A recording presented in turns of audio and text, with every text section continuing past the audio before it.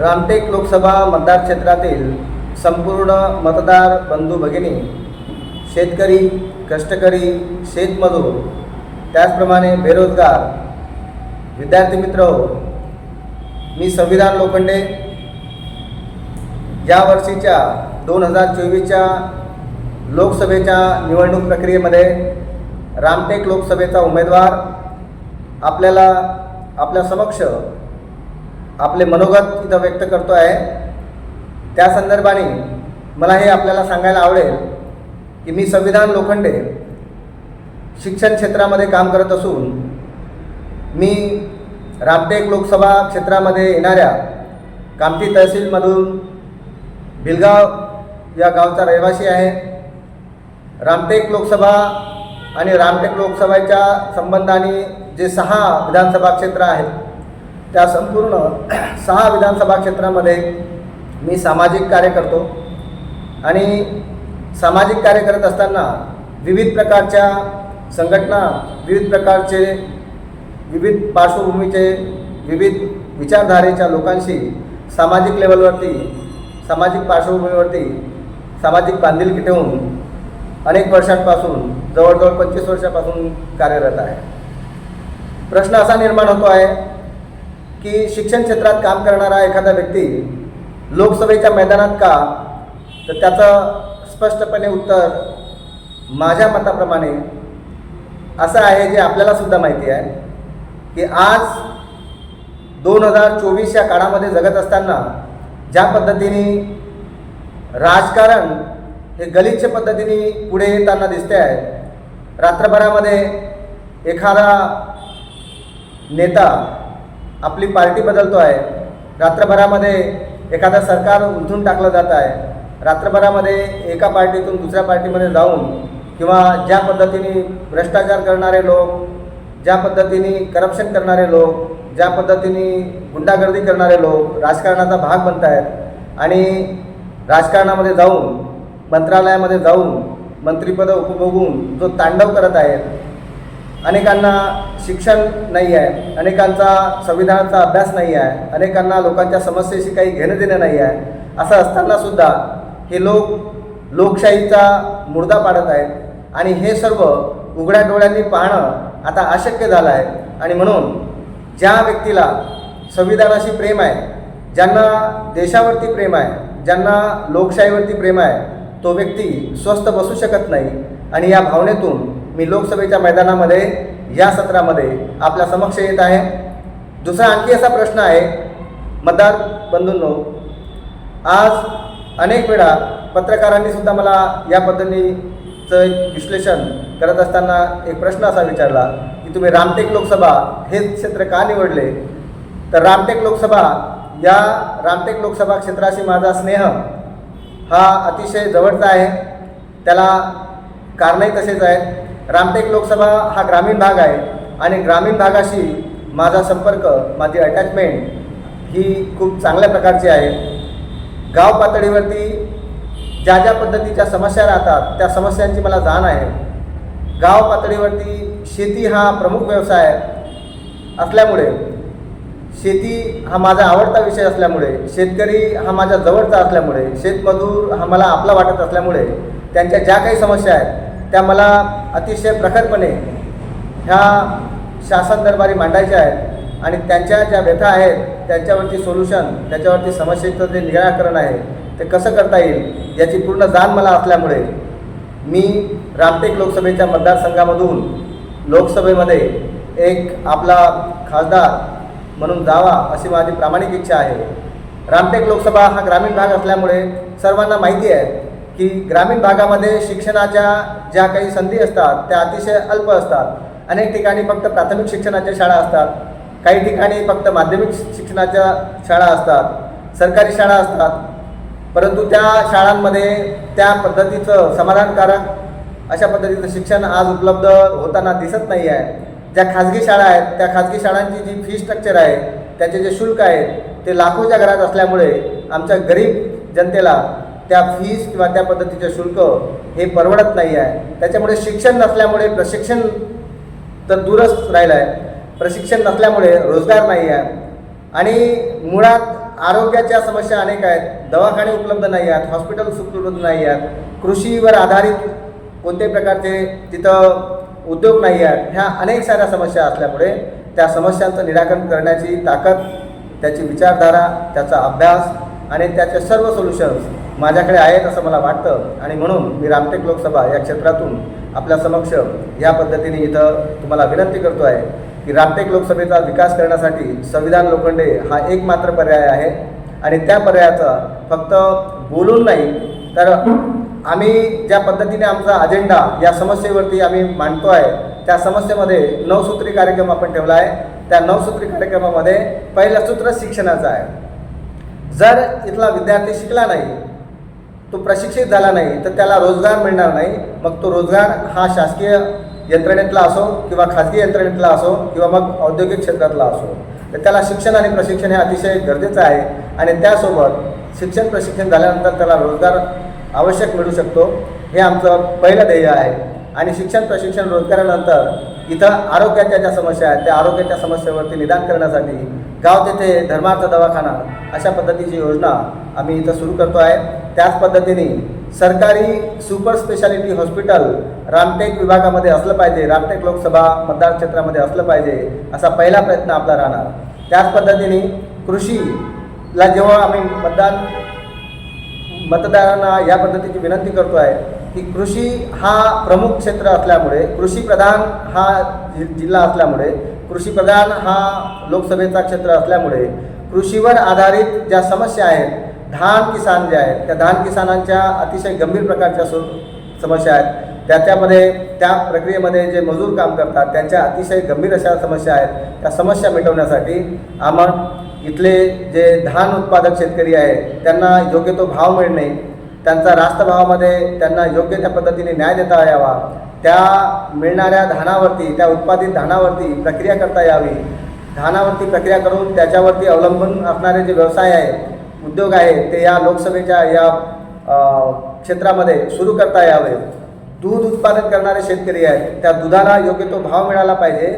नव्हे तो केवळ भावाची गोष्ट न करता त्याच्या दामची भूमिका न मांडता त्या दुधावरती प्रक्रिया करून वेगवेगळ्या प्रकारचे उद्योजक इथं तयार करता येतील. शेतकऱ्यांच्या मुलांना दूध उत्पादकासोबत तो दूध प्रक्रियेचा उद्योजक झाला पाहिजे या भूमिकेतून आमची इथं धडपड राहणार आहे. त्याचबरोबर रामटेक लोकसभा हा जो क्षेत्र आहे, विशेषतः रामटेक हे जे शहर आहे, या रामटेकला जगविख्यात अशा पद्धतीची आध्यात्मिक पर्यटनाची ख्याती आहे. त्याच्यामुळे रामटेक लोकसभेमध्ये त्या क्षेत्रामध्ये किंवा रामटेक या स्पेसिफिक शहरामध्ये आध्यात्मिक पर्यटनासाठी पुरेसा वाव असल्यामुळे आम्ही त्या आध्यात्मिक पर्यटनासाठी कसोशीने प्रयत्न करू. कारण आजपर्यंत त्या आध्यात्मिक पर्यटनासाठी सरकारचे पुरेसे लक्ष नाही. आणि मला या गोष्टीचा विचार करताना कधी मोठं आश्चर्य वाटतं की रामटेकसारखं एखादं शहर जे जगविख्यात आहे, जगप्रसिद्ध आहे, आणि त्याला पोहोचण्यासाठी आपण स्थानिक लोक कसेही जाऊ शकतो, परंतु जगातील लोक तिथं जाता यावेत. आणि रेल्वेसारखा एखादा भाग की रेल्वेमध्ये हे अशा पद्धतीचं देशभरामध्ये नेटवर्क असताना रामटेकमध्ये रेल्वेची कोणत्याही प्रकारची कनेक्टिव्हिटी नाही आहे. तर संविधान लोखंडे जर तुमचा प्रतिनिधी म्हणून तुम्ही लोकसभेला पाठवला तर त्याचं पहिलं प्राथमिकतेचं काम शिक्षणासोबतच दळणवळणाचे साधन म्हणून रेल्वेला आम्ही पसंती देणार. आणि रेल्वे ही कनेक्टिव्हिटी रामटेकला कशी होईल याच्यावरती आम्ही पहिला प्रयत्न करणार. शिक्षणाचा विषय ज्यावेळेस आम्ही हाताळण्याचा प्रयत्न केला तेव्हा असं लक्षात आलं की रामटेक शहरामध्ये कवी कुलगुरू कालिदास संस्कृत विश्वविद्यालय स्थापन झालेलं आहे. जवळजवळ 15 वर्षे झाली. परंतु ज्या धर्तीवरती आपण कवी कुलगुरू कालिदास संस्कृत विश्वविद्यालयाला विश्वविद्यालय म्हणतो, त्या विश्वविद्यालयाची जी प्रगती ज्या पद्धतीने व्हायला पाहिजे होती, ज्या पद्धतीने विकास व्हायला पाहिजे होता, ज्या पद्धतीने शासनाचा पाठपुरावा त्या विद्यापीठाला मिळाला पाहिजे होता, जेणेकरून रामटेक लोकसभा क्षेत्रातील राहणाऱ्या आणि राष्ट्रीय आंतरराष्ट्रीय स्तरावरती इच्छुक विद्यार्थ्यांना त्या विद्यापीठाचा फायदा व्हावा, त्यांना शिक्षण घेता यावे. परंतु त्या पद्धतीने तसं झालेलं दिसत नाही. आणि म्हणून कवी कुलगुरू कालिदास संस्कृत विश्वविद्यालय याचा विकास कसा करता येईल सरकारकडून शासनाकडून पाठपुरावा करून त्या विश्वविद्यालयाला चांगलं जगप्रख्यात कसं करता येईल हा आमचा प्रयत्न राहणार आहे. लोकांशी संपर्क करताना अनेक साऱ्या ज्या आम्ही जे मुद्दे घेऊन गेलो, ज्या नवसूत्री कार्यक्रमांचा आम्ही लोकांना परिचय करून दिला, त्यामध्ये शिक्षण प्रथमतः, प्रशिक्षण, रोजगार, आरोग्य, कृषी या समस्या जेव्हा आम्ही याच्यावरती काम करण्याच्या बाबतीमध्ये जेव्हा भूमिका मांडली तेव्हा लोकांचं त्यासोबत आणखी काही बोलणं होतं की हे जे मुद्दे तुमचे नवसूत्रीचे आहे ते अतिशय योग्य आणि लोकहिताचे आहे, परंतु त्याचबरोबर इथल्या ज्या काही समस्या आहे, लोकांना ज्या त्रासाला समोर जावं लागतं, त्यापैकी एक सर्वात महत्त्वाची आणि अतिशय भयंकर स्वरूपाची समस्या म्हणजे रामटेक लोकसभेला त्या क्षेत्रामध्ये असलेल्या प्रदेशांमध्ये आणि विशेषतः रामटेकमध्ये माईन्सचा जो काही भाग आहे तिथं उत्खनन जे आहे ते अतिशय अवैधरित्या उत्खनन होतं. एक कोणत्याही प्रकारे कायदेशीर परमिशन न घेता गुंड प्रवृत्तीच्या काही लोकांच्या माध्यमातून तिथल्या संपत्तीचं, नैसर्गिक संपत्तीचं लूट होत आहे. तर ती लूट कशी थांबवता येईल, कारण त्यामुळे नैसर्गिक संपत्तीचं लूट होत आहे, शासन प्रशासनाचा जो रेव्हेन्यू आहे तो सुद्धा संपत आहे, तो सुद्धा नुकसानात जात आहे. आणि त्याचबरोबर तिथलं जे पर्यावरण आहे त्या पर्यावरणामध्ये ऱ्हास होतो आहे. तिथं पोल्युशन जे आहे हे वेगवेगळ्या प्रकारचं पोल्युशन जे आहे त्याची समस्या तिथं निर्माण झालेली आहे. त्याच्यामुळे लोकांनी त्या माईन्सचे जे बेकायदेशीर पद्धतीचं जो उत्खनन आहे ते कसं रोखता येईल या पद्धतीची विनंती केलेली आहे. तर आमचा प्रयत्न असा राहिला आहे की तिथली जी समस्या आहे उत्खननाची तीसुद्धा आम्हाला मिटवायची आहे. स्थानिक लोकांना जॉब नाही आहे आणि हे जे उत्खनन होत आहे ते उत्खनन शासकीय पद्धतीने झालं तर माईन्समध्ये चांगल्या पद्धतीचा तिथल्या स्थानिक लोकांना जॉब निर्माण करून देता येईल. तर तशा पद्धतीचा प्रयत्नसुद्धा आपला राहणार आहे. त्याचबरोबर रामटेक लोकसभा क्षेत्रामध्ये जे रोजगाराच्या विषय ज्या काही अपुऱ्या सुविधा आहेत त्या सुविधांना पाठपुरावा करण्यासाठी सुद्धा आपण पूर्ण ताकदीने प्रयत्न करणार. त्याचबरोबर जनसंपर्क करताना काही गोष्टी लक्षात येत होत्या. त्यातला एक आणखी मुद्दा असा होता की कोविड-19 काळामध्ये आर्थिक आणि त्याचबरोबर शासकीय प्रशासकीय ज्या बंधनं होती त्या बंधनांमुळे आणि अनेक असे उद्योग जे आहेत रामटेक लोकसभा क्षेत्रातले ते बंद पडलेले आहेत आणि त्यांना कोणत्याही प्रकारचा शासकीय लाभ, शासकीय फायदा किंवा शासकीय सपोर्ट, शासकीय मदत मिळाली नसल्यामुळे ते उद्योग आजही बंद आहेत. तर जेवढे उद्योग बंद झालेले आहेत त्या सर्वांची यादी आम्ही मागवलेली आहे आणि त्या सर्व उद्योगांना पूर्ववत कसे करता येईल, त्यांना पुन्हा सुरू कसे करता येईल, त्या सर्व उद्योजकांशी संपर्क कसा करता येईल आणि त्या संपर्क जाणून त्यांच्या समस्या जाणून त्या उद्योगांना पुन्हा सुरू करून रामटेक क्षेत्रामध्ये, रामटेक लोकसभा मतदार क्षेत्रामध्ये हे सर्वचे सर्व उद्योग जो आहे हे सुरू करून या येणाऱ्या पिढीला तिथं रोजगार देता येईल.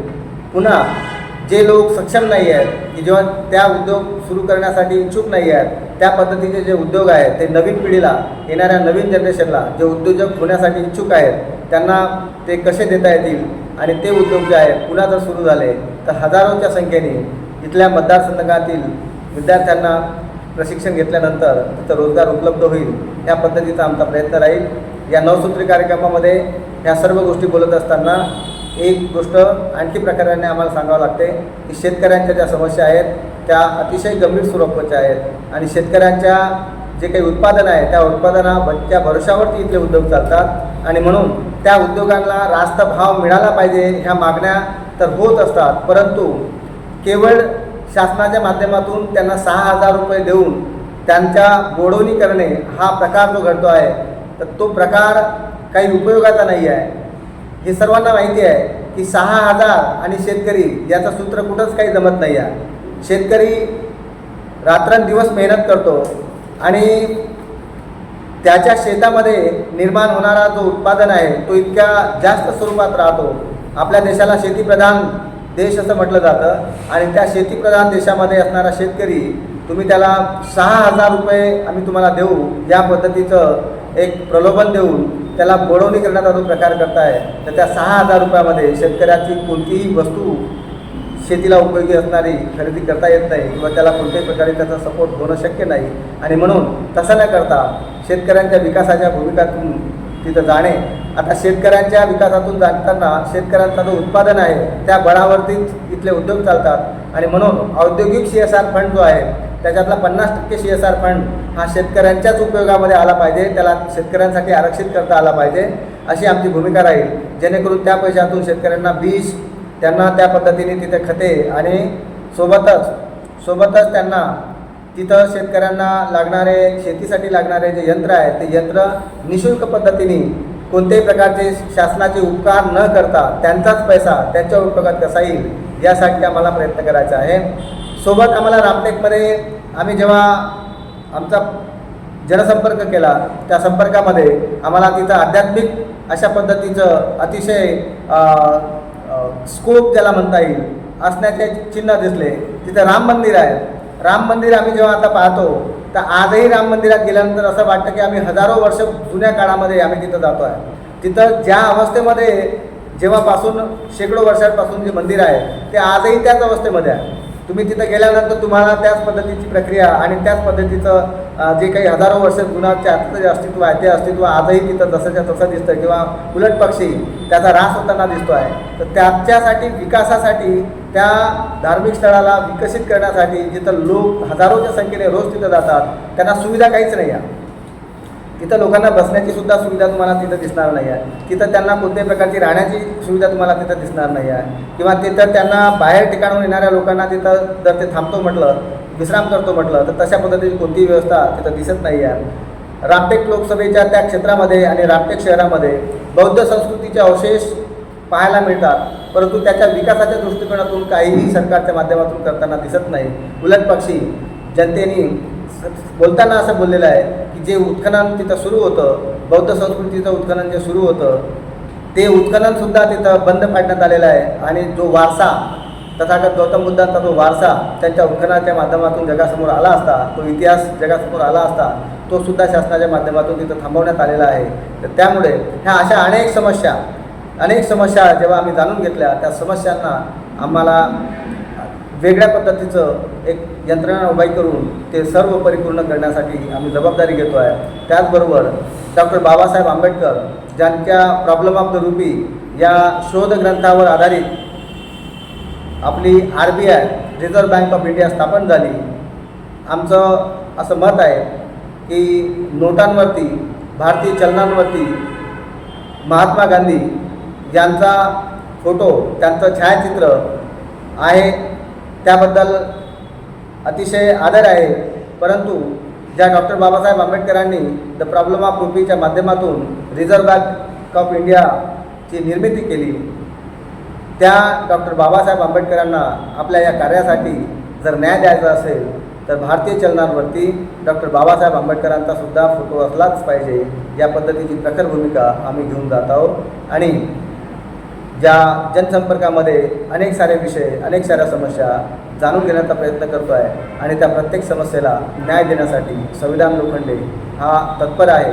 तर प्रत्येक मतदारांना आमची हात जोडून विनंती आहे की गन्ना किसान हा आमचा निवडणूक चिन्ह आहे.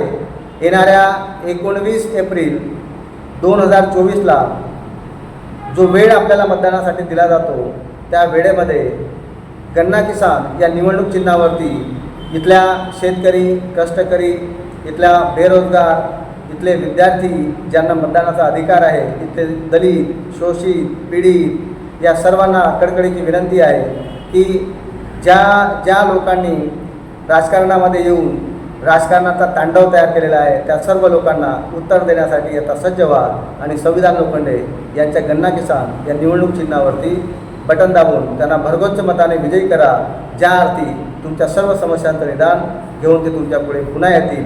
धन्यवाद. जय भीम, जय शिवराय.